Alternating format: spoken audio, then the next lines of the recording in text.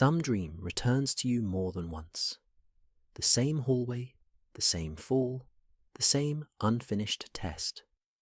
Tonight, we will explore exactly why the sleeping brain repeats itself, instead of writing something new every night, and what that repetition is quietly trying to tell you. Long before anyone had a name for it, people noticed that some dreams behaved differently than the rest. Most dreams dissolve within minutes of waking, half remembered, easily forgotten. But certain dreams come back. They return across weeks, years, sometimes an entire lifetime, arriving with the same setting, the same feeling, occasionally the same sequence of events, as though the sleeping mind has bookmarked a single page and keeps turning back to it. This is not rare, and it is not a sign that anything is wrong.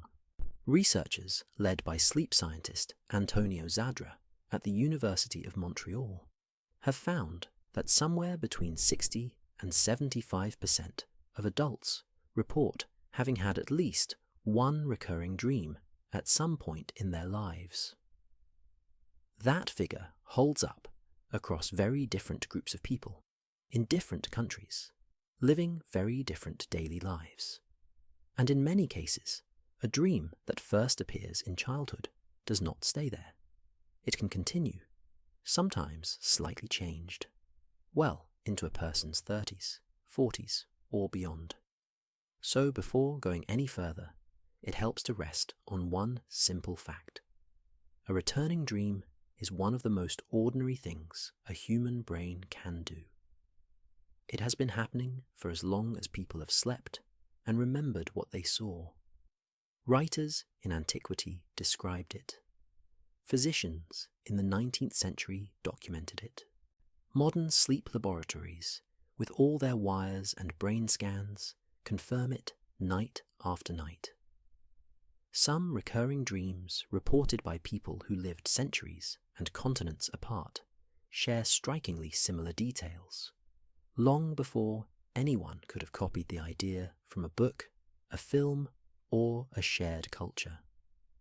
You are not an outlier for having a dream that keeps finding its way back to you. In this very specific way, you are like most of humanity. For the time we have together, let yourself settle into that. Let your shoulders soften against whatever is holding you up right now. A pillow, a couch, or simply the dark behind closed eyes. There is nowhere else you need to be for the length of this episode, and nothing here that needs solving tonight. If your mind is still moving fast from the day, that is all right. It will slow down on its own as we go. We are simply going to spend some time together with a question that has occupied serious researchers for well over a century. Why does a sleeping brain sometimes choose to repeat itself rather than move on? The honest answer is that no single explanation covers every case. Recurring dreams are not one phenomenon with one cause. They sit at the intersection of several systems working inside you at once. The parts of the brain that store memory, the parts that manage fear and threat, the parts that process emotion long after an event has technically ended, and even a few unglamorous physical signals, like a full bladder or a clenched jaw, that quietly work their way into the story your mind is telling itself. Across the chapters ahead, we will walk through each of these slowly, the way a careful researcher lays evidence out on a table rather than rushing toward one tidy conclusion. We will look at the small set of recurring dream scenes that show up again and again across completely unrelated people, falling, being chased, walking into an exam nobody studied for. We will sit with a theory first proposed by a Finnish cognitive neuroscientist, suggesting the sleeping brain may be quietly rehearsing for danger, in much the same way a fire drill rehearses an evacuation nobody hopes to need. we will spend time with the actual neurochemistry of REM sleep, the stage where most vivid dreaming happens, and look at what changes in the brain's chemistry during those minutes that may let difficult feelings lose some of their sharper edges. We will travel back to ancient temples where people slept on purpose, hoping a dream might arrive with an answer. And eventually, we will reach something genuinely comforting, solid research showing that recurring dreams, even the unpleasant ones, tend to soften and fade once whatever they are tied to in waking life begins to resolve. None of this requires anything from you right now except listening, breathing, and letting your body continue settling exactly where it already is. A brain that produces a recurring dream is not malfunctioning. If anything, it may be one of the more attentive systems you carry, quietly returning to something unfinished until it has the chance to finish it properly. So, if there is a dream that has found you more than once, a hallway, a staircase, a face you cannot quite place, hold that image loosely for a moment. By the end of this journey, you will likely understand exactly why it kept showing up. And you may notice that understanding it is often the first real step toward it finally letting go. Before explaining why these dreams form, it helps to know what they actually look like, because the list is shorter than most people expect. Across people who have never met, in countries that share no common history, the same handful of scenes keep turning up, falling through open space with nothing to grab, being chased by something that never quite catches you, walking into an exam you never studied for or didn't even know was happening, arriving late to something that mattered, trying again and again to finish a simple task that refuses to complete itself, losing teeth one at a time into your own hand, standing in public somewhere without the clothes you thought you had on, opening your mouth to scream and producing no sound at all, driving a car that won't slow down, no matter how hard you press the brake. These are not just impressions about what scares people in general. Researchers who study recurring dreams in different countries, different age groups, and even among small communities that still live by hunting and gathering, keep landing on the same short list of scenes. The settings change, the faces change, the emotional shape underneath barely does. This consistency is not a recent discovery either.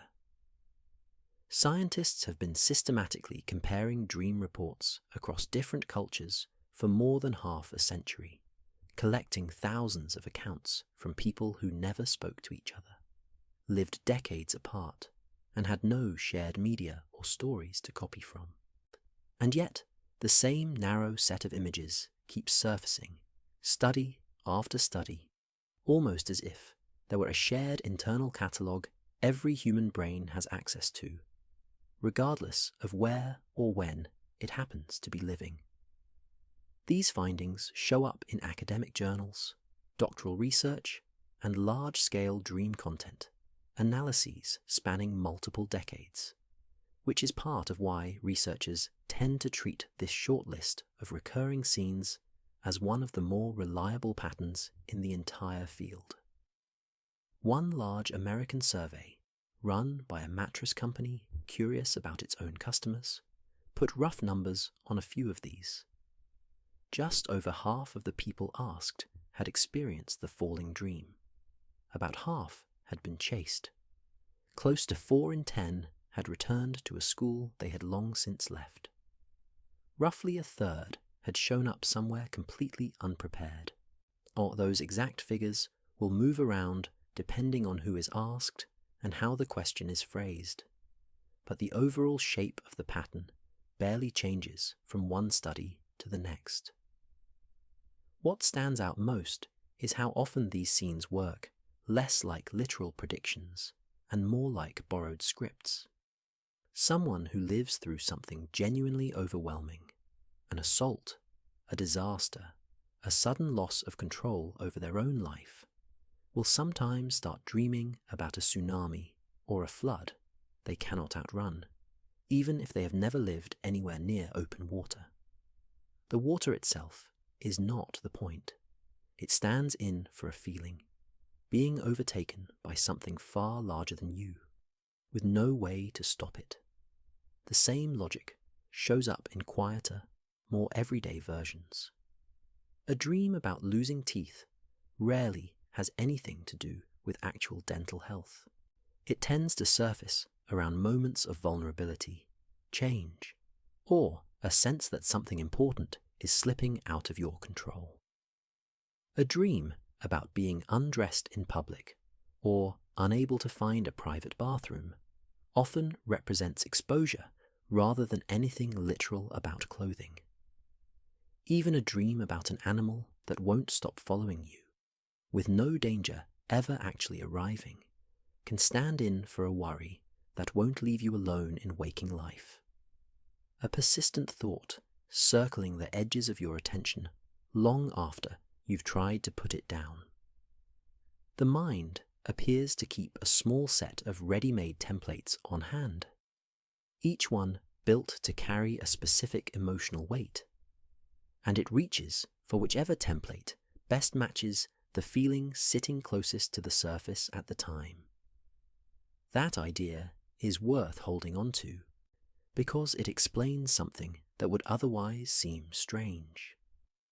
Two people who have never met, who live on opposite sides of the world with nothing in common, can end up having almost the same dream, built from almost the same details, simply because they are both carrying a similar feeling that needs somewhere to go at night. Of everything on that list, one scene shows up more reliably than the rest, across more unrelated groups of people, in more parts of the world, than any other single image. It is not the chase. It is not the exam. It is falling. That one deserves a closer look on its own, because, unlike most of the others, it may not begin in the mind at all. It may begin in the body, in the half-second between being awake and being asleep, before a single dream image has had the chance to form.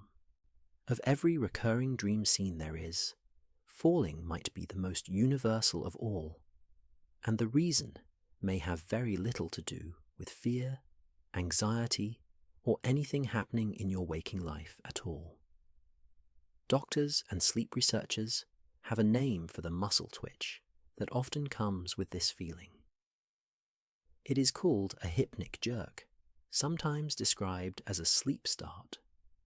It happens in the seconds you spend moving from being awake into the first light stage of sleep, and it affects most people at some point. Studies suggest that somewhere between 60 and 70% of people experience this at least once in their lives, which makes it one of the most common physical events connected to sleep that almost nobody talks about during the day. Doctors classify it as a form of sleep myoclonus, a broad term for the sudden, brief muscle movements that can occur as the body settles towards sleep. The likely mechanism involves a small misfire in the reticular formation, a part of the brainstem closely tied to the body's startle response, the same general system that makes you flinch at a loud, unexpected noise during the day. Here is roughly what happens.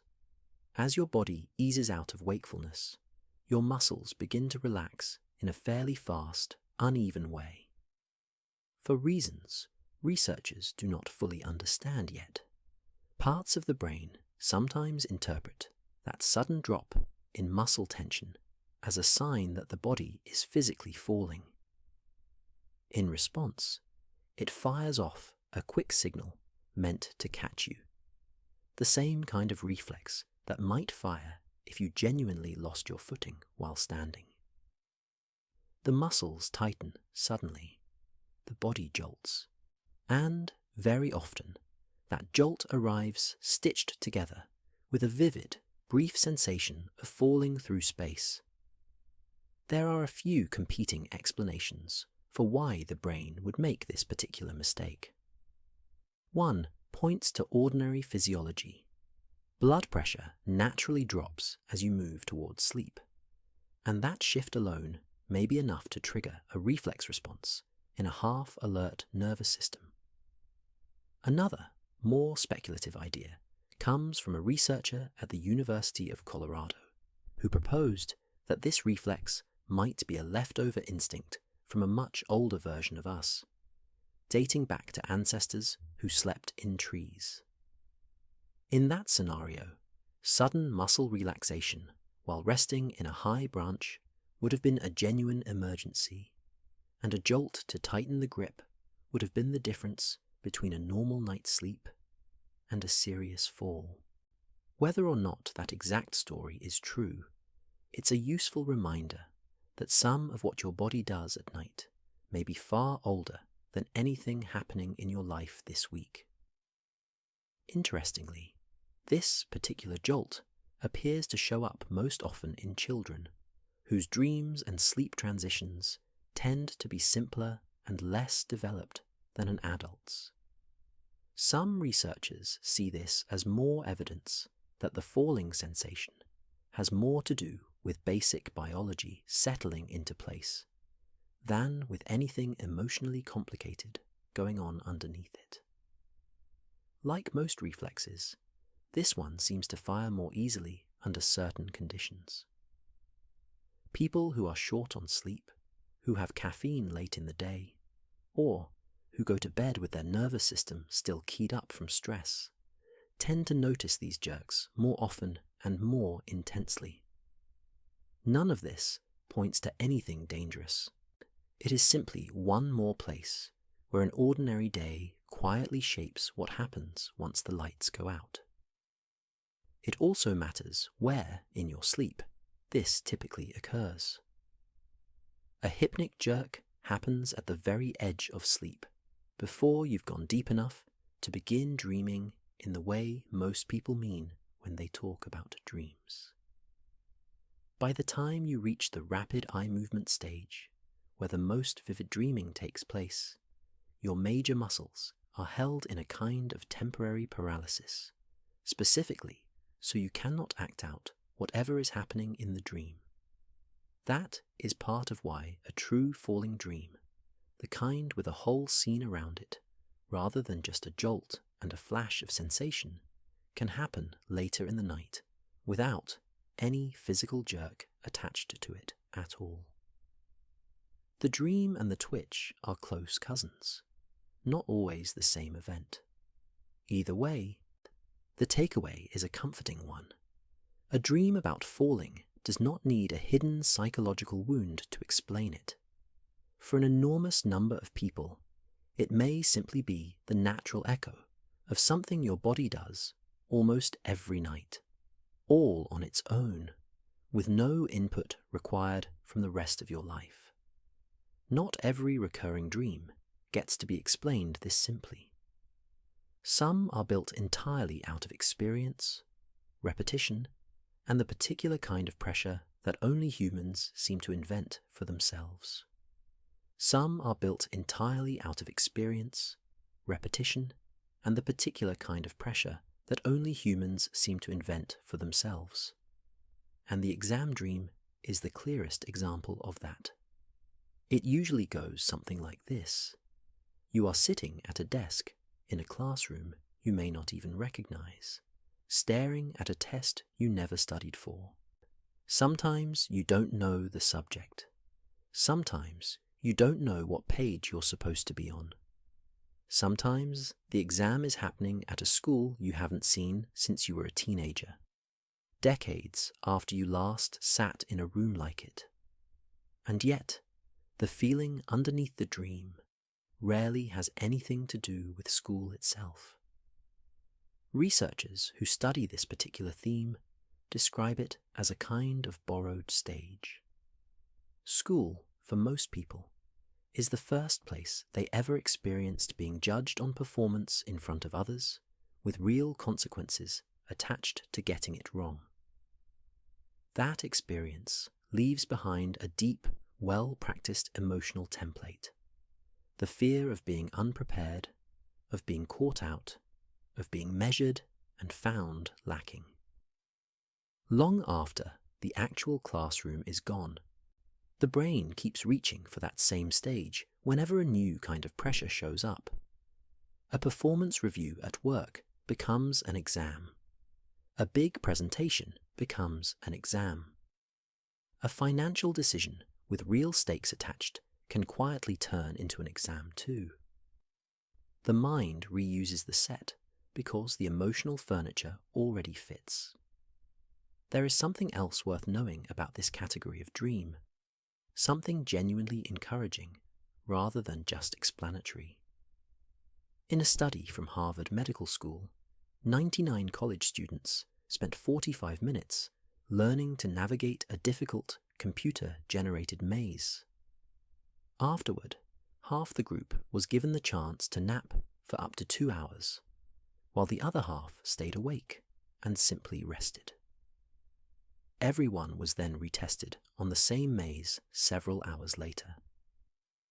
The non-nappers showed little to no improvement, even the ones who reported deliberately reviewing the maze route in their minds while staying awake. Among the people who did nap, however, those who reported actually dreaming about the maze performed dramatically better on the second attempt than everyone else in the study, including the other nappers who slept but did not dream about it. The people who had struggled the most during the original training session were also the ones most likely to dream about the task, almost as if the sleeping brain had decided that this particular problem deserved extra attention. What makes this even more interesting is what those dreams actually looked like. Almost nobody dreamed about the maze exactly as it appeared on the screen. Instead, people described loosely related images, wandering through a cave, navigating crowded checkpoints, or simply hearing the background music from the computer game, while images of unrelated places passed by.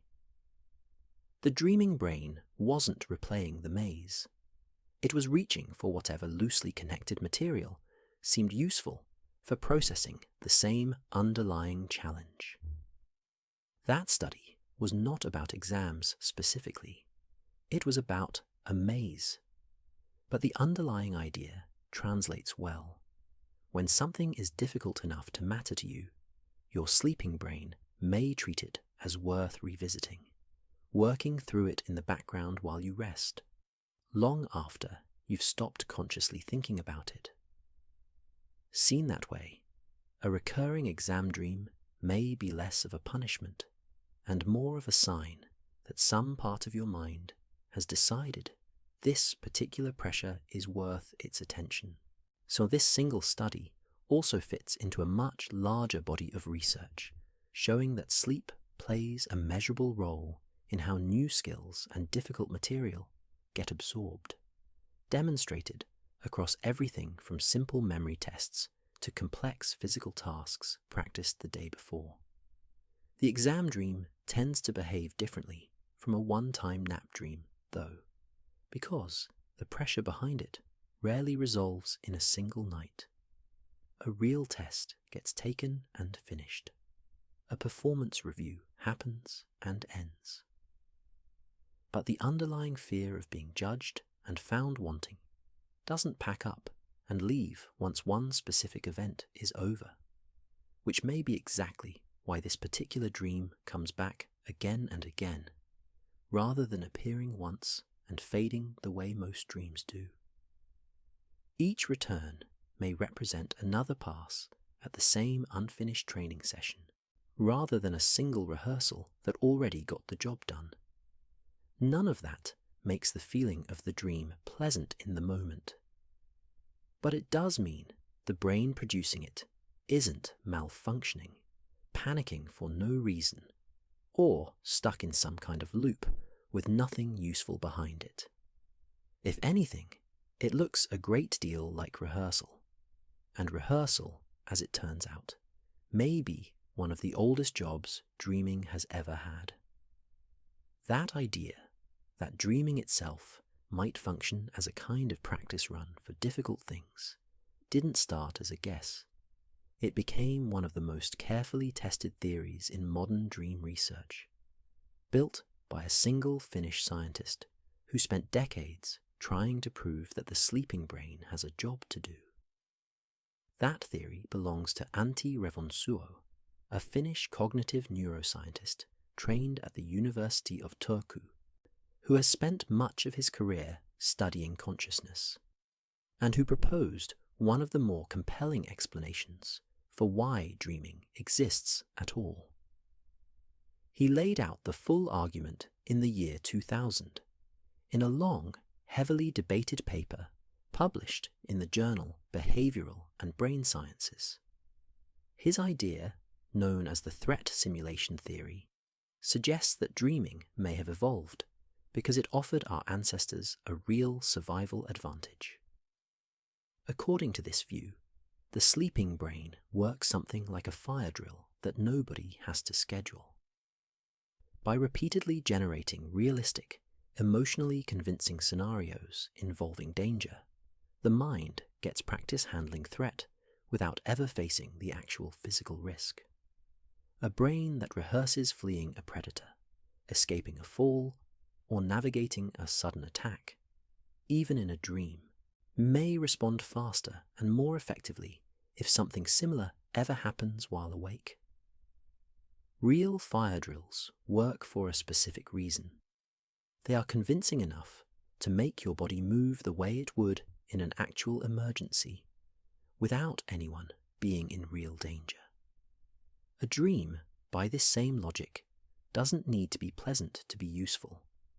It needs to feel completely real while it's happening, urgent enough that the body and mind practice the response in full, even though you wake up afterward perfectly safe.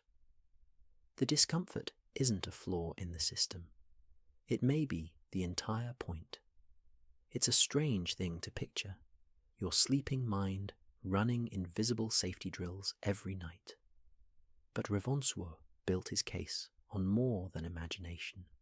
He pointed to evidence drawn from several different directions at once. The kinds of dreams ordinary people report most often, the dreams of children, the specific content of recurring dreams, the dreams reported after real trauma, and even dream reports collected from hunter-gatherer communities living far from modern life. Across all of these very different groups, the same pattern kept showing up. Fear was consistently the most common emotion experienced in dreams, with anger close behind it, and threatening situations appeared far more often in sleep than they ever did during an ordinary waking day. Look at any one piece of that evidence on its own, and it tells a believable story. Children, whose own recurring dreams are explored later in this journey, show even higher rates of danger and pursuit than adults typically do. People who have lived through genuine trauma report dreams saturated with threat far beyond their usual baseline, as though the system had been turned up several notches in response to a real emergency.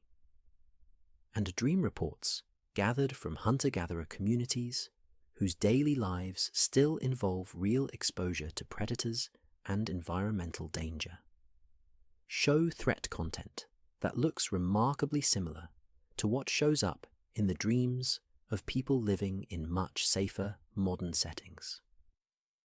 None of these pieces alone would prove much on its own. Together, they form a pattern that becomes harder to dismiss as coincidence. That last point matters more than it might seem at first. In real life, most days pass without anything resembling genuine danger.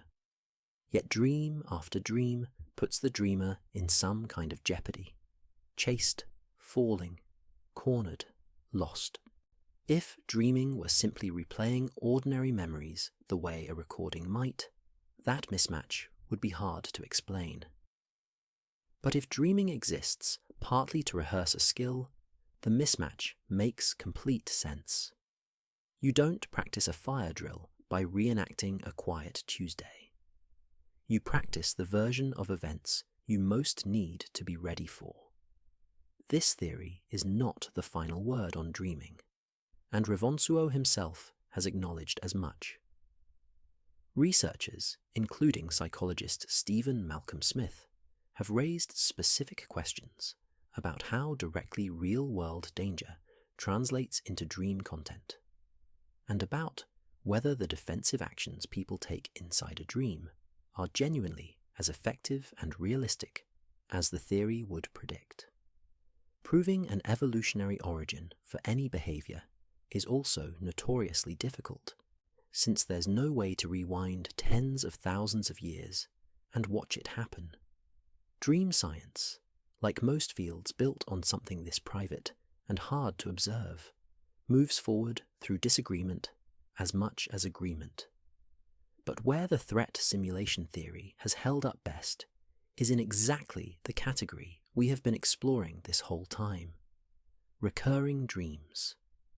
If any kind of dream should show clear signs of rehearsal, it should be the kind that returns again and again, as though the brain hasn't finished practicing yet. That is precisely the question a separate team of researchers decided to test directly, not with theory or speculation, but by sitting down with over 200 real recurring dreams, gathered from real people describing their own recurring nightmares and anxious dreams, and scoring every single one of them against a strict, measurable standard.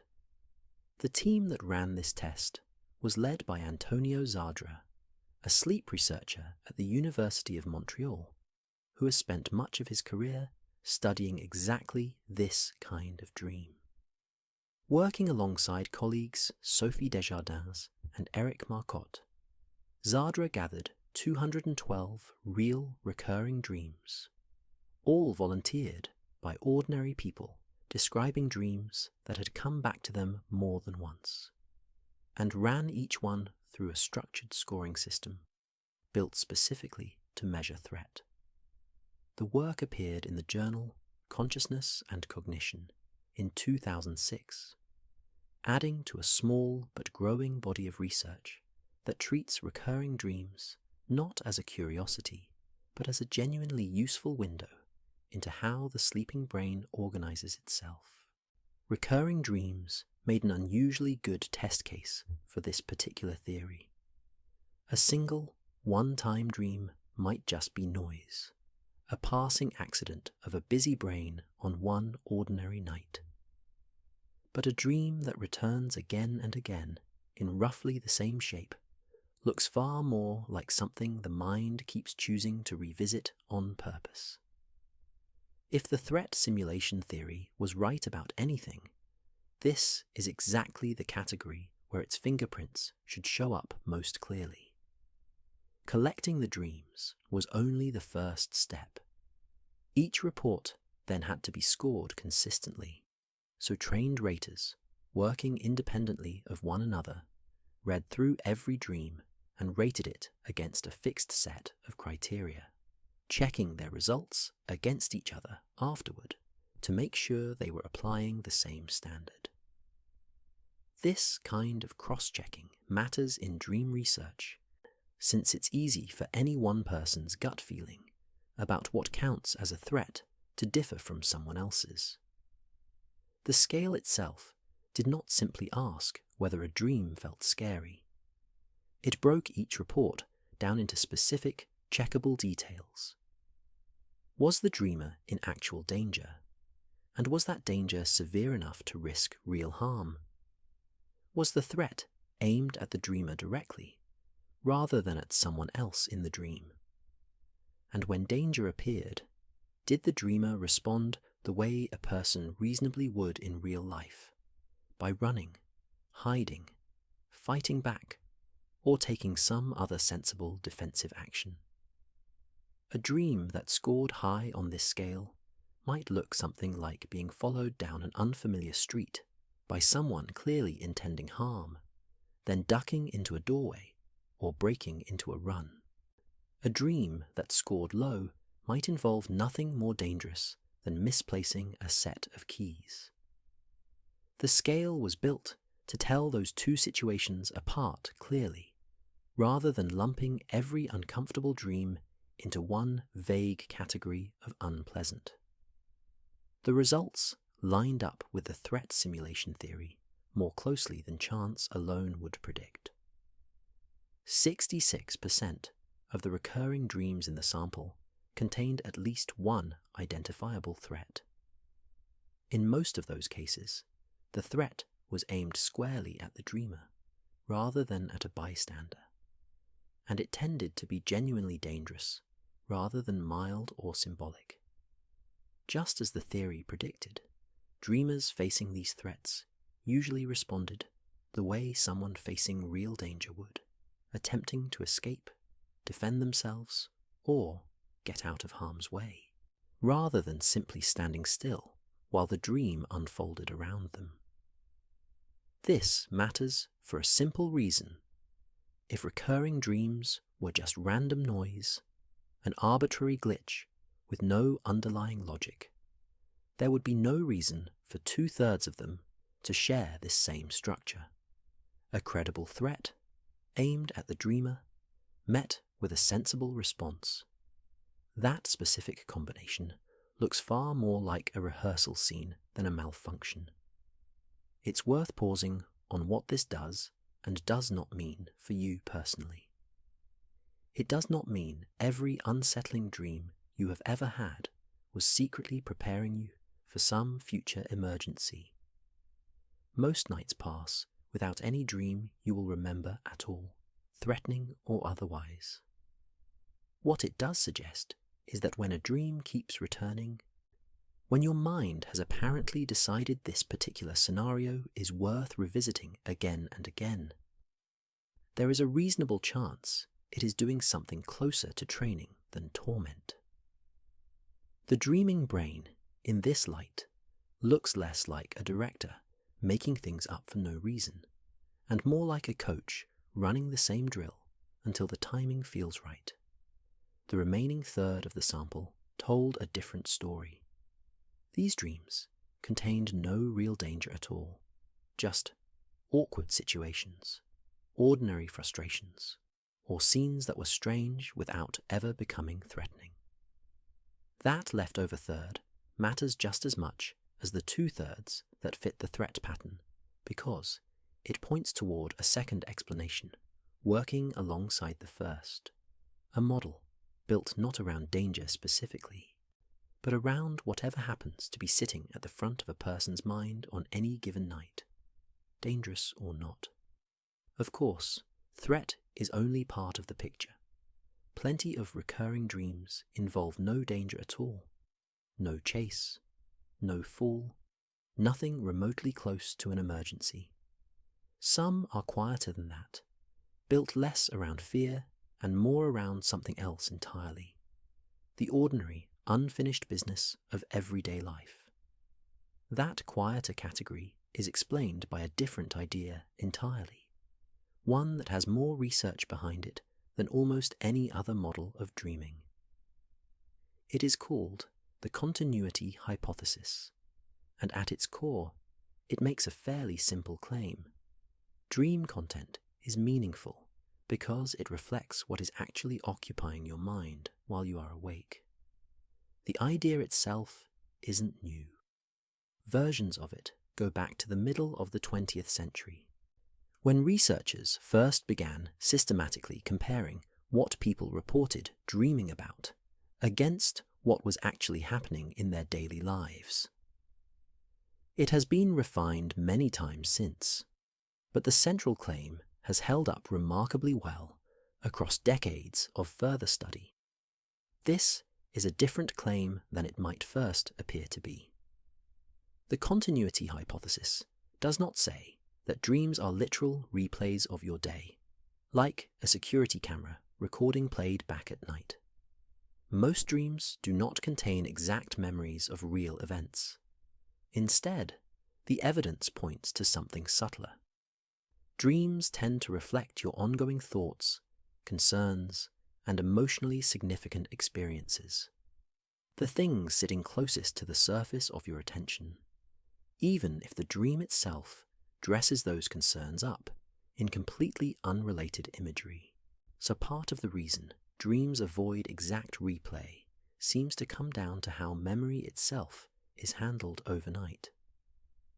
Rather than storing experiences like a video file that gets played back unchanged, the sleeping brain appears to reorganize memories, pulling out the emotional core of an experience and loosely reconnecting it to other related material, even material from years earlier that shares a similar feeling. Researchers who study memory consolidation believe this reorganizing work relies heavily on structures like the hippocampus, the same region that helps file new experiences into longer-term memory while you are awake. A dream, in that sense, is less a recording and more a fresh draft, assembled from whatever pieces happen to fit the emotional pattern currently being processed. Sometimes the connection sits much closer to the surface than that might suggest.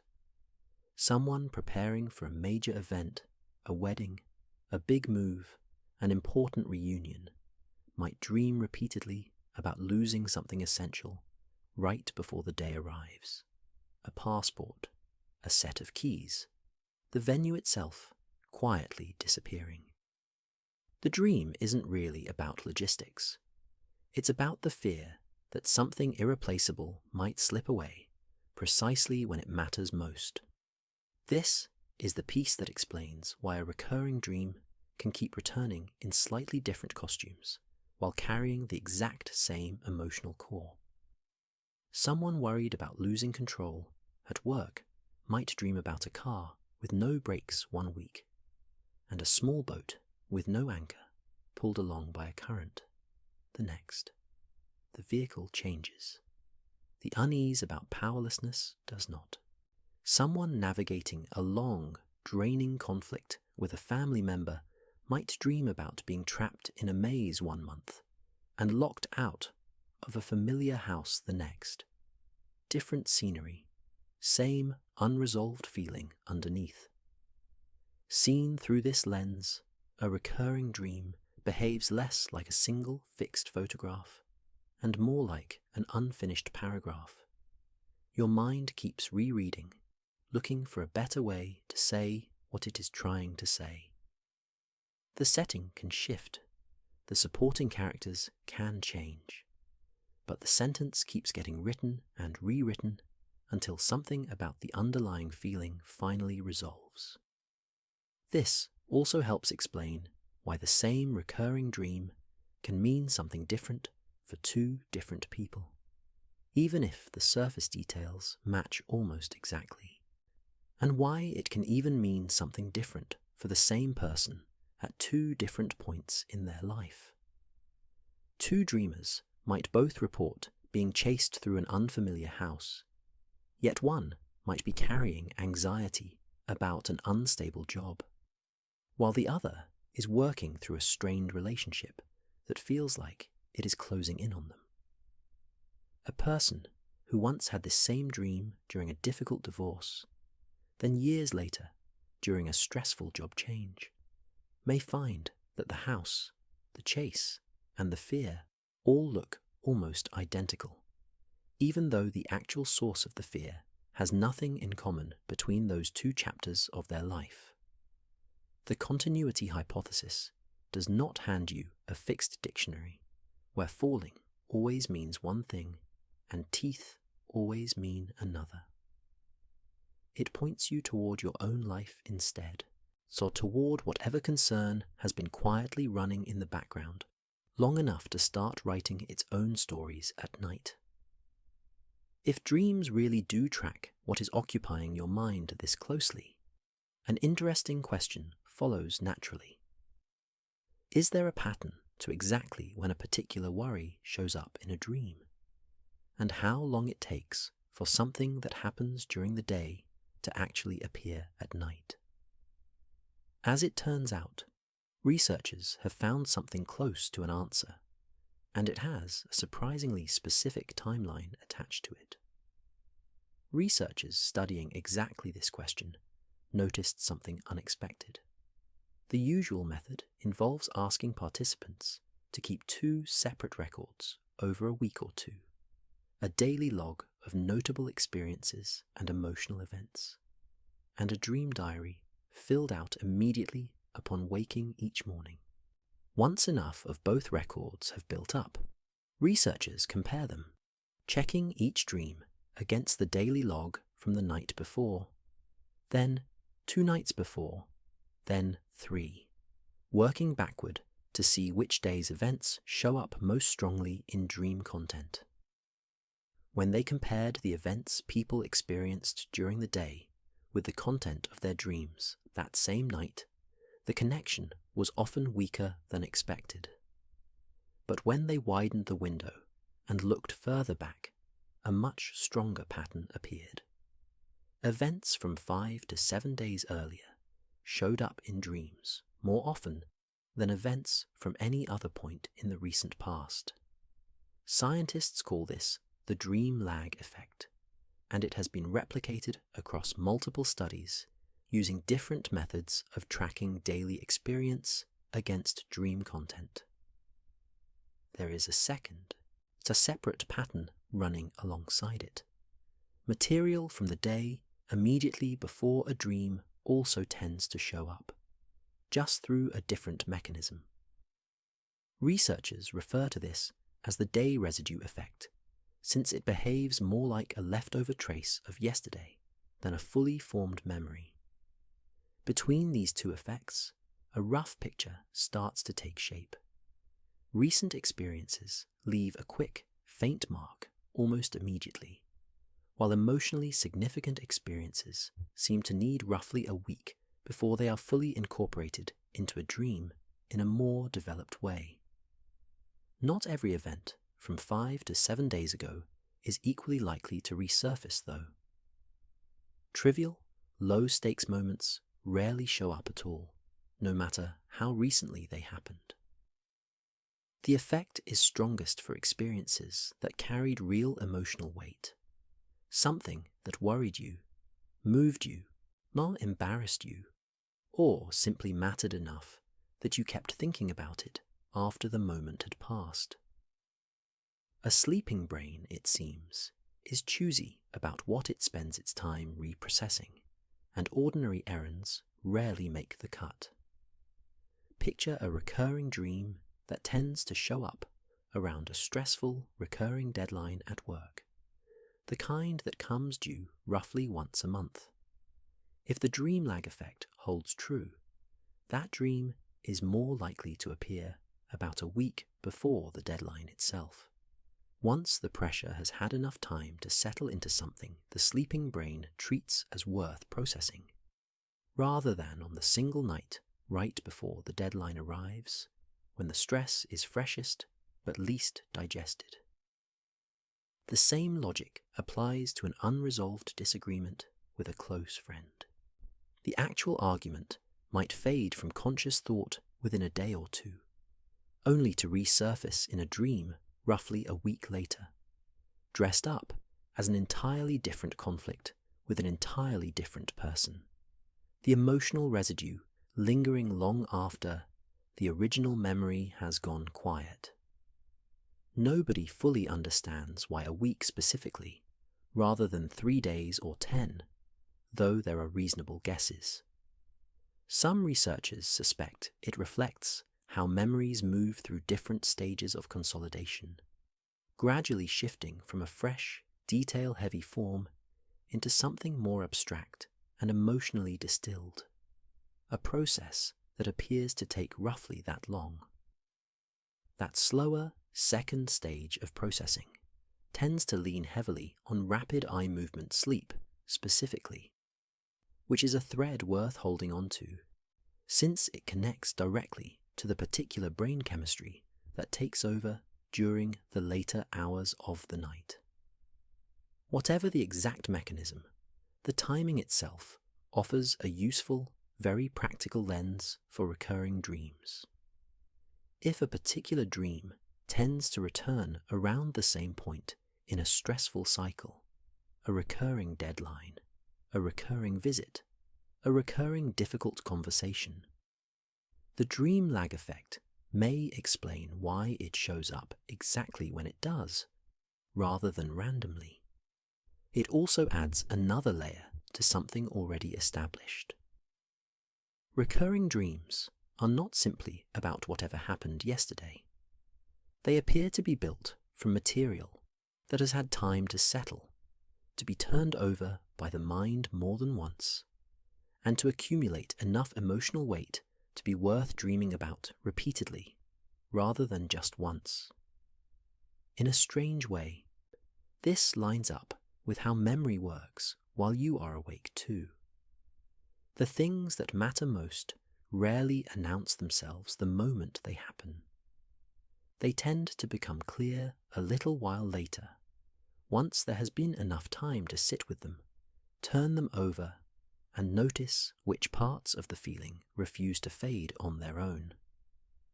This pattern shows up differently depending on the age of the dreamer, and nowhere is that more obvious than in children, whose recurring dreams follow a noticeably different shape than the ones adults typically report. Children have recurring dreams too, often starting earlier in life than most adults realize, and the content tends to look noticeably different from what shows up later on.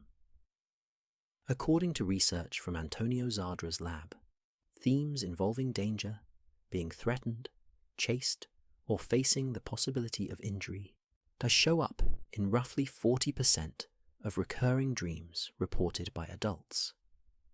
Among the dreams adults recall from their own childhood, that number climbs dramatically, somewhere between 65 and 90%, depending on the specific study. Looking specifically at dreams reported by children currently experiencing them, the figure is close to 80%. In other words, a young child's recurring dream is far more likely than an adult's to involve some version of danger, fleeing, hiding, or simply watching something frightening unfold with no way to stop it. The specific shape of that danger tends to shift as children grow older. In early childhood, recurring nightmares are often populated by monsters, animals, or being chased by something only loosely defined. Threats that are vivid and physical, but not especially complicated. By the time children move into adolescence, the same underlying fear of danger tends to take on more socially complex forms. Being humiliated in front of peers, being excluded from a group, or losing the approval of people whose opinion has started to matter intensely. The danger hasn't gone away. It has simply grown up alongside the child experiencing it, following whatever kind of threat feels most real at that particular age. There is also some evidence that recurring dreams in general are somewhat more common among women than men, a pattern that has shown up across more than one study, although researchers are still working out exactly why. The leading explanation for the heavy danger content in children's dreams ties directly back to the practice run idea introduced earlier. A young child's nervous system is still in the process of learning what danger actually feels like, what it looks like, and how a body is supposed to respond to it. Adults have had decades to build up a working sense of which situations are genuinely threatening and which only feel that way for a moment. Children are still assembling that internal library, one experience at a time, and dreaming may be one of the ways the brain accelerates that process, generating practice scenarios faster than waking life ever could on its own. Picture a toddler's first encounter with a large, loudly barking dog. An adult who has met hundreds of dogs over a lifetime can usually tell within a second whether this particular dog is a real threat or simply an enthusiastic greeting. A small child has no such reference point yet. Every new source of potential danger has to be calibrated from scratch, and a dream that lets a child practice fleeing, hiding, or freezing in response to something frightening may be one small part of how that calibration happens, faster and more safely than waking life alone could ever manage. Pediatric sleep researchers generally treat occasional childhood nightmares this same way, less as a problem requiring urgent correction and more as an expected developmental stage that tends to ease on its own as the nervous system matures and that internal library of safe versus dangerous experiences fills in. This also helps explain something mentioned much earlier. Some recurring dreams that begin in childhood do not stay there. They continue, sometimes in a softened or altered form, well into adulthood. A dream about being chased through a dark house at age 7 can resurface decades later, during a stressful stretch of adult life, carrying a noticeably similar shape, even though the original feeling that may have shaped it is long gone. A monster hiding under the bed at 6 years old can quietly become an intruder downstairs at 36.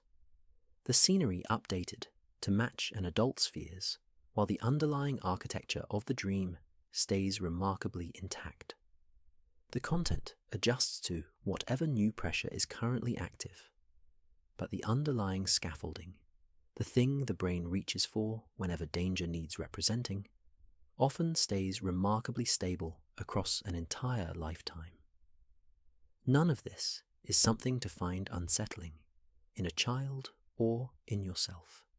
Occasional, even frequent, recurring nightmares in childhood are a normal part of how a young nervous system develops, and most children grow out of the most intense versions of them without any intervention at all. A child who has frequent recurring nightmares is not broken, and neither is the adult. Those dreams sometimes follow into later life. It looks, instead, like a system doing exactly the kind of work it was built to do, just on a longer timeline than any of us would consciously choose. To understand why certain stages of sleep produce this kind of vivid, memorable dreaming in the first place, and why some hours of the night matter more for dreaming than others, it helps to step back from dream content entirely and look at the architecture of a typical night's sleep. A typical night of sleep is not one long, uniform stretch of unconsciousness. It is built from repeating cycles, each one lasting somewhere between 90 and 110 minutes, with most adults moving through 4 to 6 of these cycles before morning.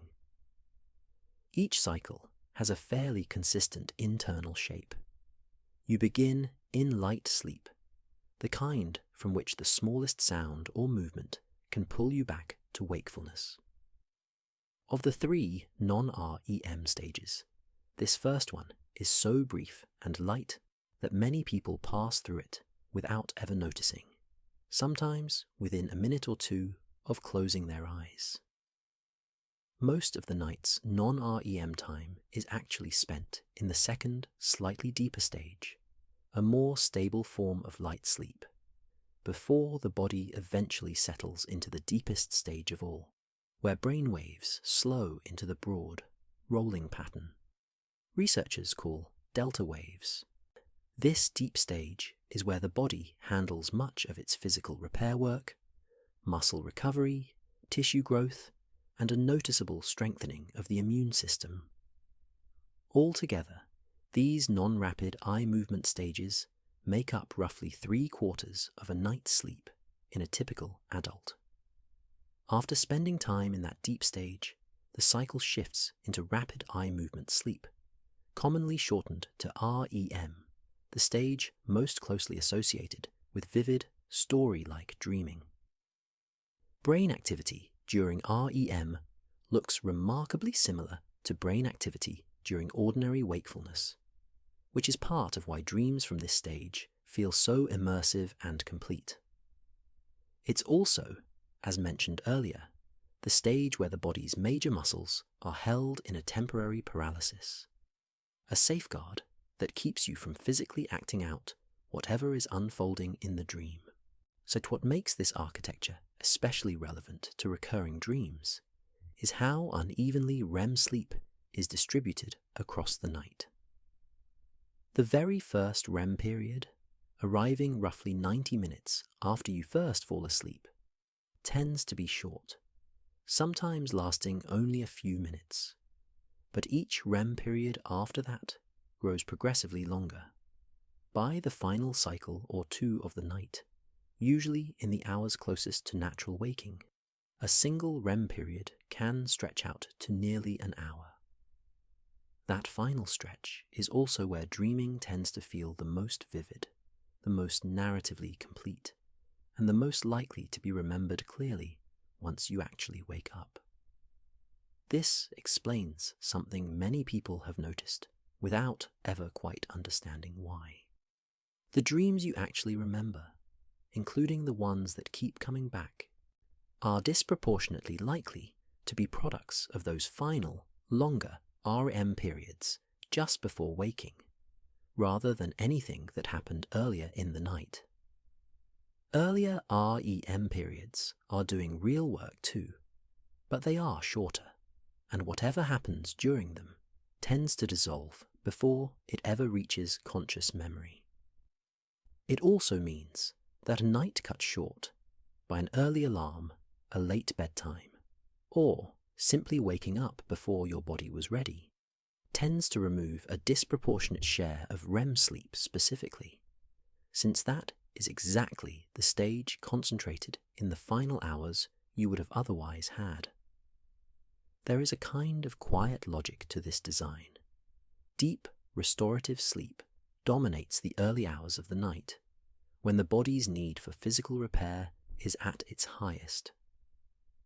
As that need is gradually met, the balance shifts, and REM sleep, along with its associated dreaming, takes up an increasingly large share of the remaining time.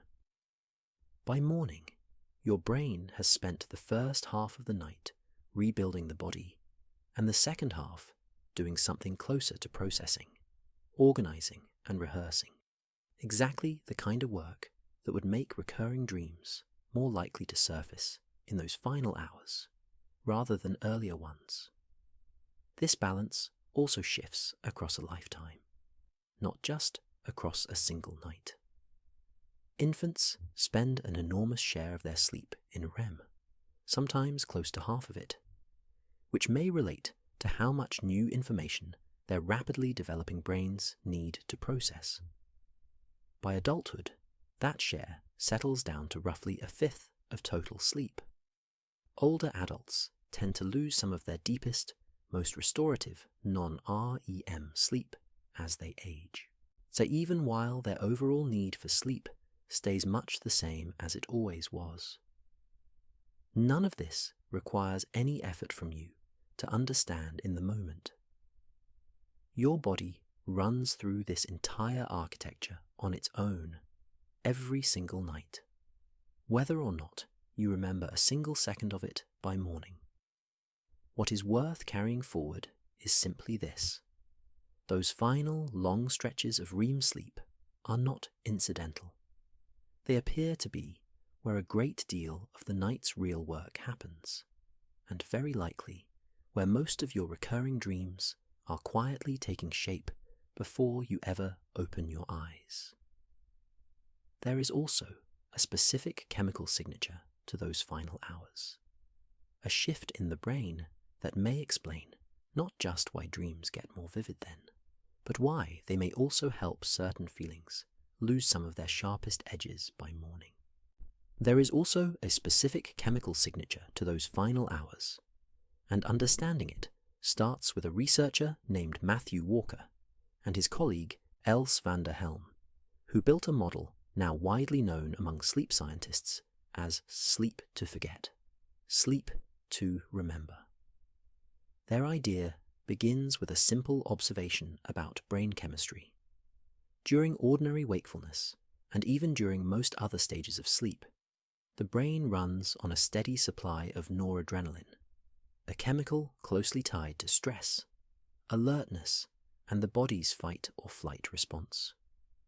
But during REM sleep specifically, noradrenaline drops to its lowest point of the entire day. The brain essentially switches off its main stress chemical for the exact stretch of time when it does most of its emotional dreaming. But this matters enormously for a structure deep in the brain called the amygdala, which is responsible for flagging experiences as emotionally significant, often by attaching a strong, lingering sense of threat or distress to a memory. While noradrenaline fades into the background during REM, a different chemical, acetylcholine, takes over as the dominant signal instead, creating a neurochemical environment unlike anything else found in waking life or in any other stage of sleep. In a study published in the journal Current Biology, researchers showed something striking. Volunteers viewed a set of emotionally upsetting images, then either slept normally that night or were kept awake until the next testing session. The group that slept, with a healthy amount of REM included, showed a measurably reduced amygdala reaction to the same images the next day, compared with the group that had been kept awake. The memory of the image itself stayed completely intact in both groups. People could still describe exactly what they had seen. What had softened, only in the group that got real REM sleep, was the emotional sting attached to it. This is also the chemistry behind something mentioned earlier in this journey, the observation that emotionally significant experiences seem to take roughly a week to fully settle into a dream rather than showing up the very next night. That slower timeline lines up closely with how long this kind of REM-dependent emotional processing appears to take, suggesting the dream lag effect and this chemical depotentiation process may be two different windows into the same underlying mechanism. That distinction is the entire model in miniature. Sleep, and REM sleep specifically, appears able to separate a memory's factual content from its emotional charge, preserving the first while gradually wearing down the second. You sleep to forget the feeling. You sleep to remember the fact. Walker and van der Helm propose that REM sleep provides a uniquely safe neurochemical environment for this kind of work, one without the stress chemical that originally helped stamp the experience as urgent and threatening in the first place. Seen through this lens, a recurring dream takes on a slightly different meaning than rehearsal alone. It may also represent a kind of unfinished editing job. If the emotional charge attached to a particular experience or worry hasn't fully been worn down yet, the brain may keep returning to the same material night after night, attempting the same depotentiating work it failed to complete the time before. Each appearance of the dream, in this view, is another pass at the same emotional file, gradually sanding down the sharpest edges until there's nothing urgent left to revisit. There is a flip side worth knowing too. When REM sleep gets cut short or badly fragmented, night after night, this editing process doesn't get the time it needs.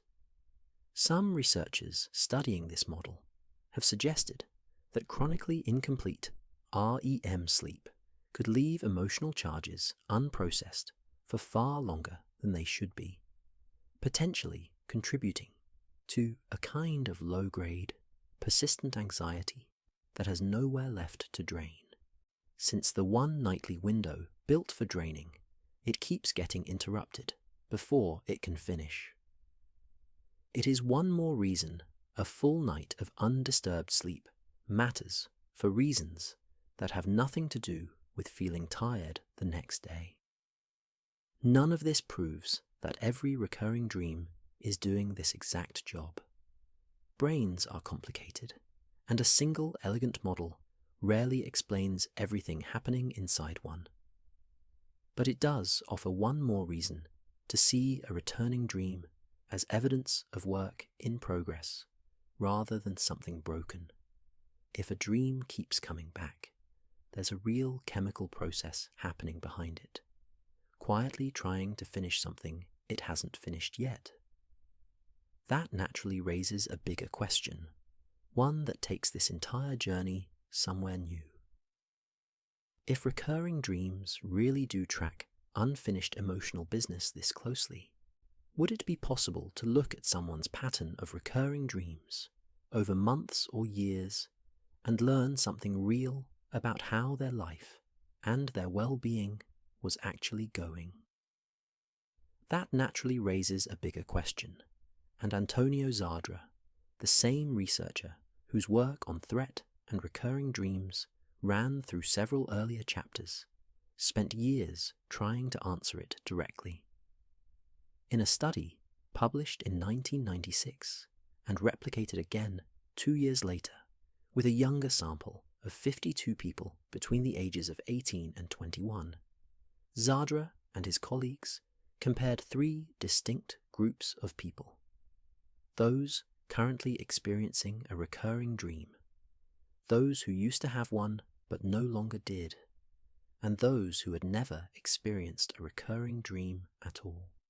Everyone completed standard measures of psychological well-being and kept a detailed dream log for 2 full weeks, allowing researchers to compare both groups across a wide range of well-being and dream content measures at once.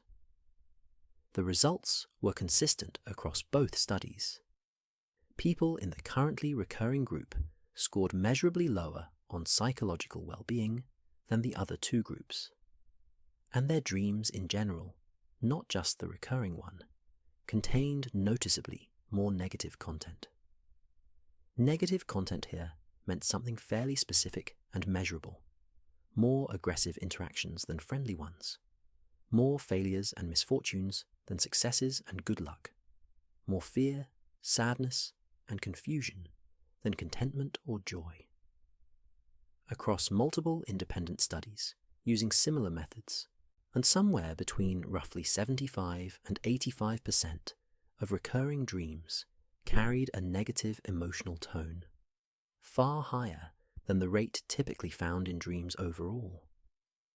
That second group deserves special attention: people whose recurring dream had stopped. Their existence in this research is quietly one of the most important findings here. If recurring dreams reflected some fixed, permanent trait of a person's mind, there would be no reason for anyone to move out of that category. But people do move out of it, regularly enough that researchers can study them as their own distinct group, sitting in the data almost exactly between the currently recurring group and the group that never had one at all. Something resolves. The dream stops returning, and the person ends up looking, on every measure used, as much more like someone who never had a recurring dream in the first place. Picture someone who spent several years dreaming repeatedly about being unable to find an exit in a crowded, unfamiliar building, right around the time they were stuck in a job that felt impossible to leave. Once they finally changed careers, the dream didn't necessarily vanish the very next night. But over the following months, it showed up less often, felt less urgent when it did appear, and eventually stopped altogether, exactly the pattern researchers studying past recurrent dreamers would expect to see once the underlying pressure had genuinely lifted. A separate, longer-running study, led by researcher Nicholas Passant, working alongside Zadra, tracked 28 people and their dream content over a span of 6 to 10 years, with an average gap of roughly 9.5 years between the 2 points. Researchers checked back in. The results held up even across that much longer timeline. As a person's self-reported well-being shifted, up or down, their dream content shifted right along with it, containing more aggressive interactions and negative emotions during the harder stretches, and more friendly interactions and positive content during the easier ones, almost as if the dream content were quietly keeping its own long-term diary of how things were really going. Put together, this body of work supports something genuinely useful, something worth carrying with you the next time a familiar dream shows up uninvited. A recurring dream is not a verdict on who you are. It is closer to a temporary marker, so tracking a specific period when something in your life remains unresolved. It rises during the stretch when the underlying issue is still active, and it tends to recede once that issue genuinely settles, whether through a decision finally made, a relationship finally repaired or ended, or simply enough time passing for a wound to stop being the loudest thing in the room. This also reframes something that might otherwise feel discouraging. Scoring lower on well-being while a recurring dream is active isn't a flaw in the system. It's closer to confirmation that the system is working exactly as designed, flagging unfinished business with enough persistence that it eventually gets addressed, one way or another, by the same mind that's currently carrying it. The dream isn't measuring how broken things are. It's measuring how much is still in motion, still being worked through, still waiting on a resolution that hasn't quite arrived yet. Not every recurring dream theme tells this kind of psychological story, though, and it would be a mistake to assume every returning image is secretly diagnostic. Some of the most common ones turn out to have a far simpler, far more physical explanation, one that has nothing to do with stress, well-being, or unfinished emotional business at all. Some of the most common recurring dream themes turn out to have a far simpler, more physical explanation, one that has nothing to do with stress or unfinished emotional business at all. Take the dream about teeth falling out, one of the most universal scenes on the entire list from earlier in this journey, reported by something close to 4 in 10 people at least once in their lives, with a smaller share describing it as a dream that returns again and again. For most of the 20th century, this dream was treated almost entirely as a symbol. Sigmund Freud, whose broader theories come up again later in this journey, linked it specifically to repressed anxiety, reading lost teeth as a stand-in for deeper fears about vulnerability and loss of control. For decades afterward, that symbolic reading went largely unchallenged. In 2018, researchers Vered Rosen and Nirit Sofer-Dudek at Ben-Gurion University of the Negev in Israel decided to actually test that assumption against a far less glamorous alternative explanation. They surveyed 210 undergraduate students, asking about recent dream themes alongside 2 very different sets of measurements: standard scales for anxiety and depression, and a simple physical check for tension or discomfort in the teeth, gums, and jaw upon waking. If the symbolic explanation were correct, Teeth dreams should track closely with anxiety and depression scores. If the physical explanation were correct, they should track instead with actual dental tension, the kind associated with grinding the teeth overnight, a condition known as bruxism. The results came down clearly on one side.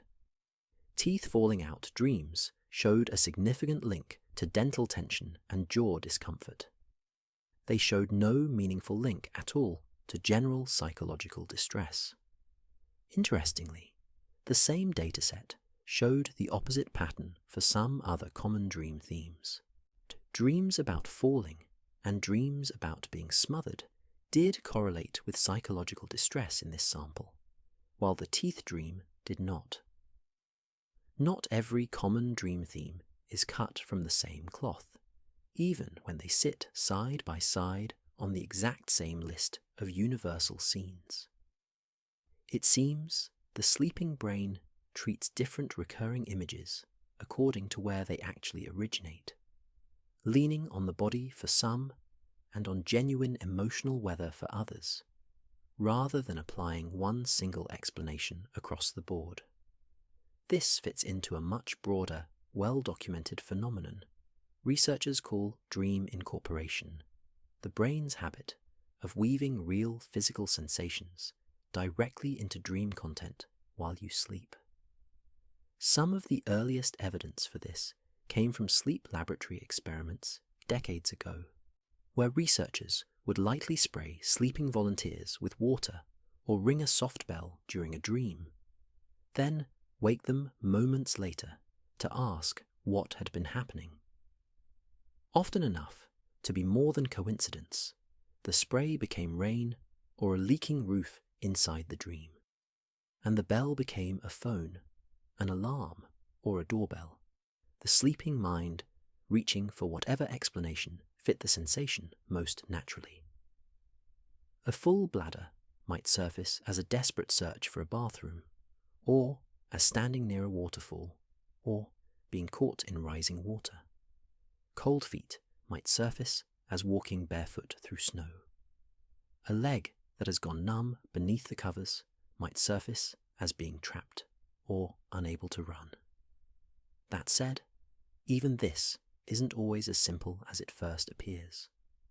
One systematic study of toilet dreams specifically, led by German sleep researcher Michael Schriedel, found the picture more complicated than a straightforward bladder signal, suggesting that waking life thoughts and memories about bathrooms play a real role too, alongside whatever the bladder happens to be doing that particular night.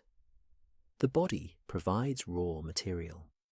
It doesn't always provide the whole finished story by itself, and untangling exactly how much credit belongs to the body versus the mind remains an open question even now, one that researchers are still working through, one carefully designed study at a time. None of this contradicts anything covered earlier in this journey. A person can have a recurring dream rooted in unresolved threat, in ongoing life stress, and also have a completely unrelated recurring dream that exists purely because of a clenched jaw, with neither one cancelling out or explaining the other. The sleeping brain pulls from whatever source happens to be available and meaningful at the time. Sometimes a deep emotional concern, sometimes nothing more dramatic than a body that needs to be acknowledged before morning arrives. If some recurring dreams come from emotion and others come from the body, an even bigger question follows naturally, one that pulls this whole journey in a more philosophical direction. Does a dream need to come from somewhere meaningful at all? Or might some of it simply be the brain making noise and calling it a story? Does a dream need to come from somewhere meaningful at all? Or might some of it simply be the brain making noise and calling it a story? In 1977, two Harvard psychiatrists argued for exactly that second possibility, and their idea remains one of the most influential and most contested theories in the entire field. John Allen Hobson and Robert McCarley published their argument in the American Journal of Psychiatry in December of 1977 under the name activation synthesis. Their starting point was almost entirely biological. During REM sleep, a region deep in the brainstem, called the pons fires, off rapid, essentially random bursts of neural activity. These bursts travel up into the cortex, the part of the brain responsible for thought, memory, and interpretation. According to Hobson and McCarley, the cortex's job at that point is simply to make sense of whatever noise has just arrived, the same way it tries to make sense of anything else it encounters during ordinary waking life. It reaches for the closest matching memories, emotions, and associations, stitches them together into something resembling a narrative, and the result is what you experience as a dream. Picture it this way.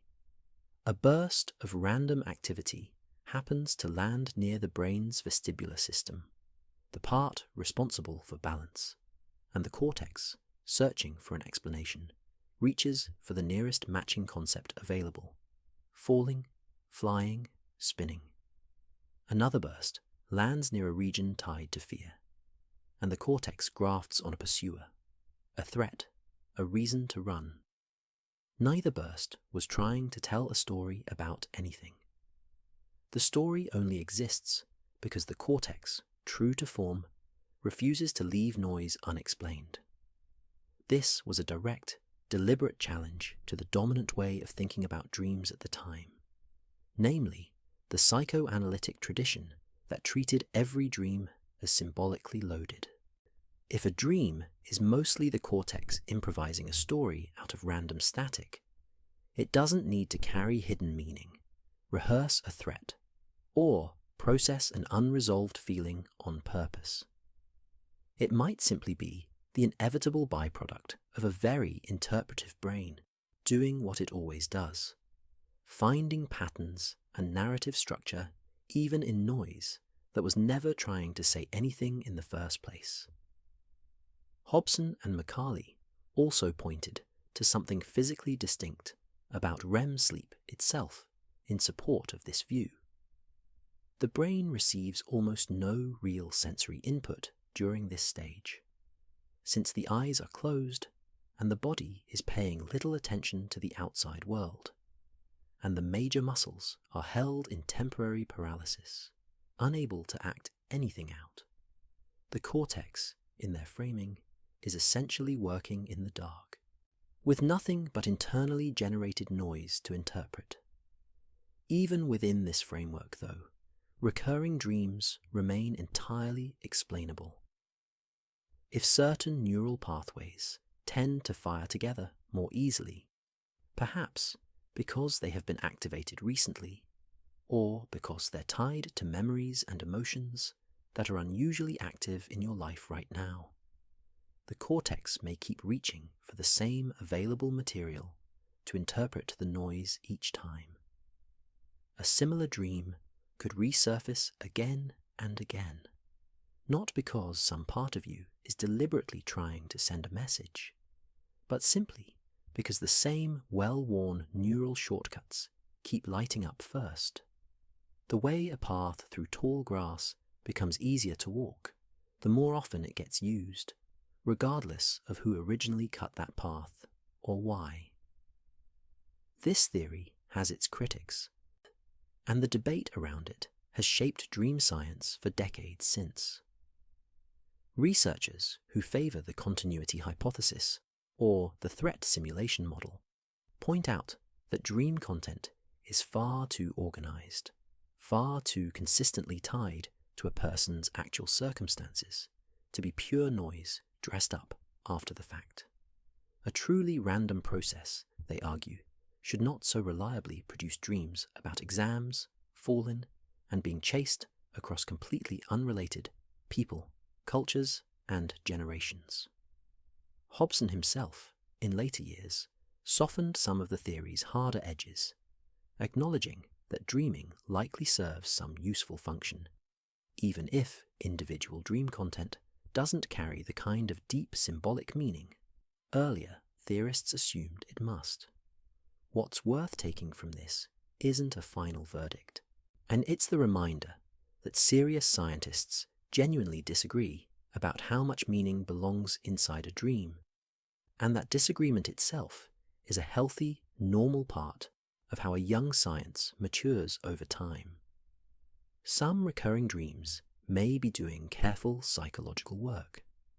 Others may simply reflect a brain defaulting to its most familiar pathways. Both things can be true inside the same skull, on different nights, for entirely different dreams. Long before any of this neuroscience existed, though, people still felt certain that dreams mattered enough to take seriously, and one of the very first organized systems built around that belief looked nothing like a laboratory at all, or anything resembling one. One of the very first organized systems built around the belief that dreams mattered looked nothing like a laboratory. It looked like a temple. Across ancient Greece, starting as early as the 5th century before the Common Era, sick and struggling people traveled, sometimes great distances, to special sanctuaries built for the god Asclepius, the god of healing and medicine. The most famous of these stood at Epidaurus, though hundreds of similar sites eventually spread across the Greek and later the Roman world. The practice that drew people there had a name: dream incubation. The process followed a fairly consistent ritual from one sanctuary to the next. Visitors would first undergo purification, fasting, and offerings, sometimes staying at the sanctuary for days before they were considered ready to proceed. Eventually, they were led into a special sleeping chamber called the abaton, set aside specifically for this purpose, and told to sleep there, with the expectation that Asclepius himself would visit them in a dream. Sometimes the god was believed to appear and simply heal the person directly within the dream.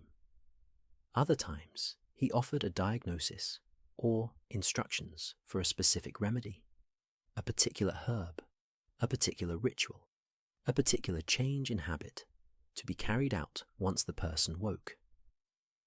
Priests attached to the sanctuary played an essential role the next morning, helping interpret whatever the dreamer reported and translating it into a concrete treatment plan.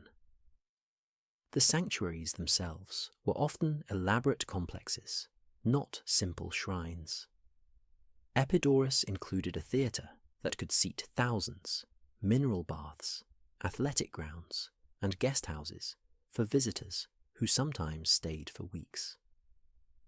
Asclepius himself was closely associated with snakes, considered sacred creatures of renewal because of how they shed their skin, and non-venomous snakes were often kept on the grounds, occasionally even allowed to move freely through the sleeping chambers at night, which makes the serpent appearing in so many recorded healing dreams considerably less mysterious in hindsight. Inscriptions found at these sites, some still readable today, nearly 2,500 years later, describe specific cases in remarkable detail.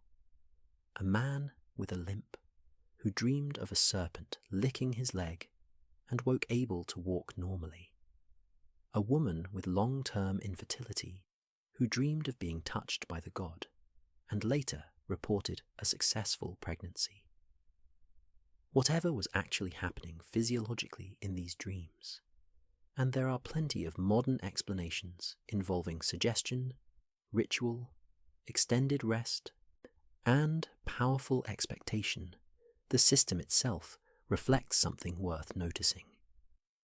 This was an entire civilization treating dreams as a legitimate source of usable medical information, organized enough to build physical infrastructure specifically around collecting and interpreting them.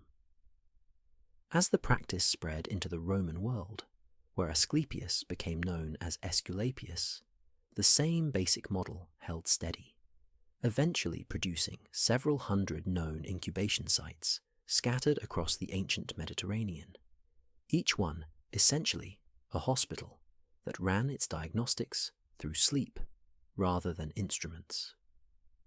This practice persisted for an extraordinarily long time, lasting roughly 1,000 years in various forms before gradually fading out alongside the broader decline of the old religious systems that supported it.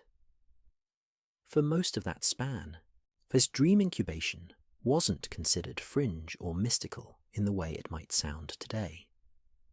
It was closer to ancient medicine itself, a recognized, respected branch of healing that simply happened to require sleep as its main diagnostic tool, no different in spirit from a modern patient checking into a sleep clinic for an overnight study. What's striking, looking back at it now, is how much of the underlying intuition still holds up. The Greeks had no concept of REM sleep, no understanding of the amygdala or the brainstem, no language for anything covered earlier in this journey. And yet, they had already concluded, correctly as it turns out, that a person's dreaming mind was processing something real, something worth paying close attention to, something that could plausibly point toward an answer.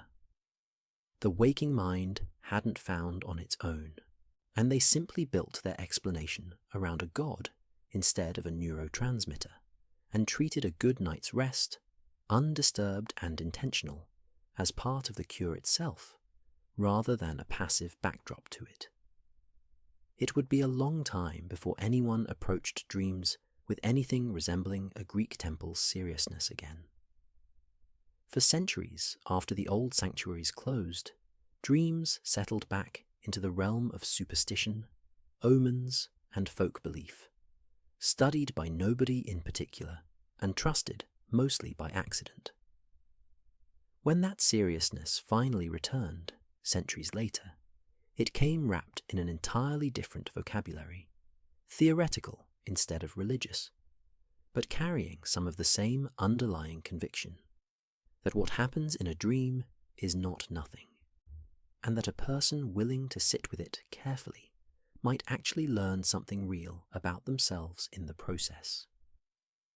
That seriousness returned in the final years of the 1800s in Vienna through a neurologist who would go on to reshape how an entire century thought about the unconscious mind. Sigmund Freud published his book on dreams in 1899, with 1900 printed on its cover, and in it he argued that every dream, however strange or nonsensical it appeared, was a disguised fulfillment of a wish, often one the dreamer would never consciously admit to having. He drew a distinction between what he called the manifest content, the dream exactly as you remember experiencing it, and the latent content, the real wish hiding underneath, undistorted and reshaped specifically so it could slip past the mind's own internal senses while you slept. He called the specific tools the mind used for this disguise the dream work, processes like condensation, where several ideas merge into a single image, and displacement, where the emotional weight of one thing gets transferred onto something else entirely. Freud described dreams as a uniquely direct path into the unconscious, and for decades, his framework dominated how dreams were discussed in both clinical and popular settings, far beyond psychology itself. Take the teeth falling out dream-covered earlier in this journey as one small example of how differently these frameworks could read the exact same image. Freud connected it specifically to anxiety about vulnerability and loss, often tying it to deeper fears rooted in early development. Jung read the very same image, almost in reverse, as a symbol of transformation rather than threat, the shedding of an old identity, making room for something new to grow in its place. Neither reading requires the dental explanation covered earlier to be wrong. They simply operate on a completely different layer of explanation, symbolic rather than physiological. Carl Jung, who studied closely with Freud for several years before eventually breaking from him over deep theoretical disagreements, developed a strikingly different view. Where Freud rooted most unconscious material in repressed personal desire, often sexual in nature, Jung proposed a much larger structure underneath the personal unconscious, which he called the collective unconscious, and populated by shared symbolic patterns he termed archetypes, recurring across cultures that had never been in contact with one another. Within this broader framework, Jung saw dreams less as disguised wishes and more as a kind of internal correction system. Dreams compensate for whatever the conscious mind has been neglecting or overemphasizing during waking life, nudging a person toward what he called individuation, a lifelong process of integrating unconscious material into a fuller, more balanced personality. Jung also drew a line between ordinary dreams and what he called big dreams, rarer, unusually vivid experiences loaded with symbolic, almost mythic imagery, which he believed carried unusually significant psychological weight and tended to mark major turning points in a person's life. Both frameworks were enormously influential, all shaping not just psychology, but literature, art, and how millions of ordinary people talked about their own dreams at the breakfast table for most of the 20th century. And both remain largely outside the reach of the kind of controlled testing used throughout the rest of this journey. There's no clean experiment that can confirm or rule out a hidden, disguised wish, or measure the success of an individuation process directly. That doesn't make either framework worthless. It simply places them in a different category from the threat simulation theory or the continuity hypothesis, closer to philosophy and clinical practice than to neuroscience, useful as a lens for sitting with a dream, even if neither one can be proven true or false in a laboratory. Applied specifically to a recurring dream, the two frameworks tell noticeably different stories. A Freudian reading would treat the recurrence itself as evidence of a wish still straining, unsatisfied, against whatever is keeping it disguised and repressed, returning again and again because it has never actually been allowed real expression. A Jungian reading would treat the same recurrence as the unconscious knocking patiently and repeatedly, insisting that something in the conscious personality still needs adjusting, continuing until the message finally lands and gets integrated into a fuller sense of self. Neither account has to be the literal truth for the underlying intuition to feel worth taking seriously, that a dream which insists on returning again and again is probably pointing at something that hasn't yet been fully resolved or understood. Even researchers who reject both frameworks entirely, who lean instead toward the kind of measurable, testable models covered earlier, tend to agree with that one basic instinct, even while completely disagreeing about Freud and Jung's specific explanations for why it might be true. Modern dream science, as it turns out, arrived at a strikingly similar conclusion through a completely different route, built not on theory or analysis, but on something far more basic: counting. Modern dream science arrived at a strikingly similar conclusion through a completely different route, built not on theory or analysis, but on something far more basic: counting. In the 1960s, psychologist Calvin Hall, working with his colleague Robert van der Castle, set out to study dreams without leaning on any particular school of interpretation at all, Freudian, Jungian, or otherwise. Instead, they built a coding system designed to break dream reports down into objective, countable categories: who appeared in the dream, what setting it took place in, whether interactions were friendly or aggressive, whether the dream contained misfortune or success, fear or anger or joy. Two different researchers reading the same dream report, using their system properly, would land on very similar counts, which is exactly what a useful measurement tool is supposed to do, and a sharp departure from interpretation that depended entirely on a single trained analyst's personal judgment and theoretical leanings. This approach mattered because it sidestepped the central weakness of everything that came before it. A Freudian analyst and a Jungian analyst could examine the exact same dream report and walk away with two completely different, equally unfalsifiable conclusions, and there was no agreed-upon way to settle the disagreement. Hall and van der Castle's categories removed that problem almost entirely. A dream either contained an aggressive interaction, or it didn't. A character was either male or female, a stranger or a known figure. None of that required interpreting symbolism. It only required careful, consistent observation.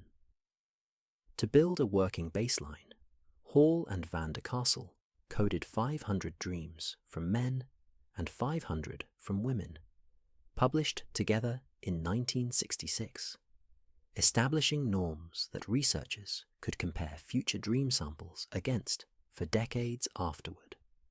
When later, researchers tested how consistently different coders applied the system to the same dream reports, the agreement scores came in remarkably high, generally somewhere between 74 and 96%, depending on the specific category being measured, numbers that gave the whole approach genuine scientific credibility rather than just methodological ambition.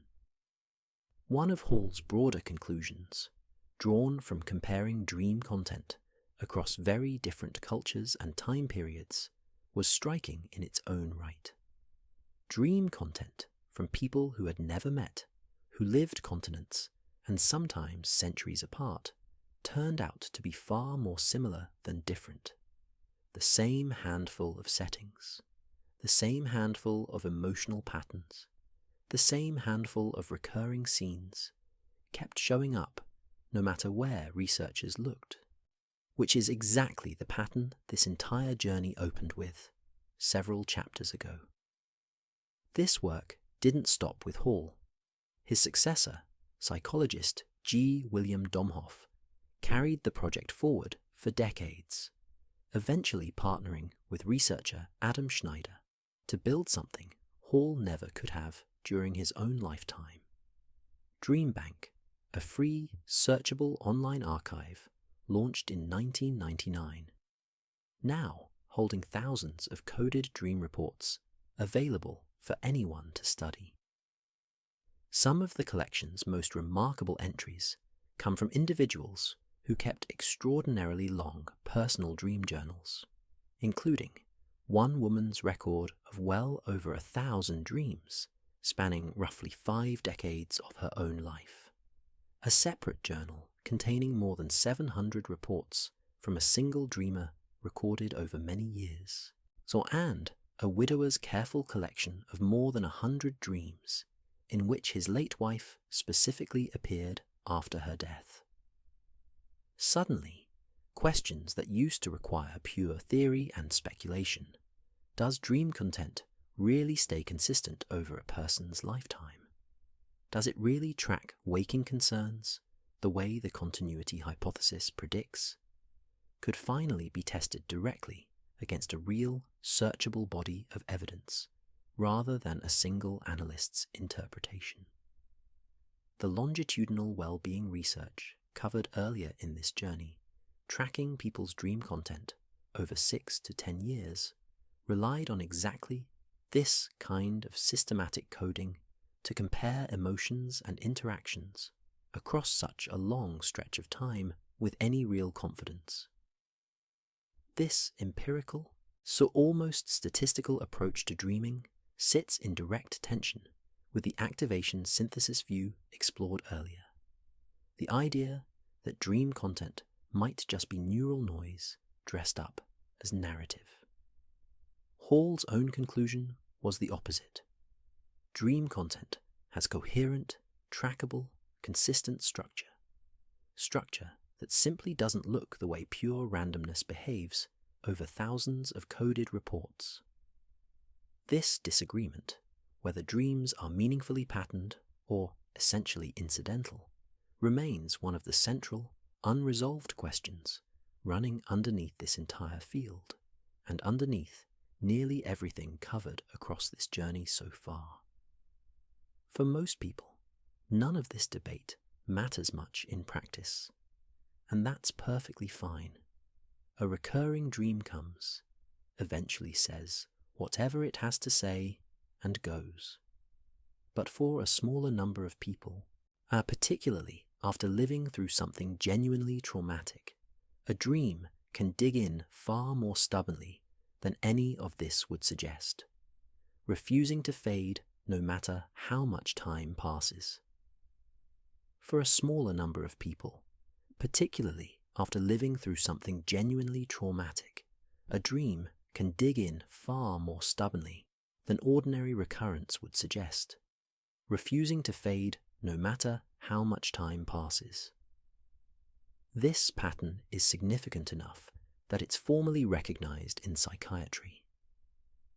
The Diagnostic and Statistical Manual of Mental Disorders, the standard reference used to diagnose mental health conditions, lists recurrent, distressing dreams connected to a traumatic event as one of the official criteria clinicians look for when diagnosing post-traumatic stress disorder.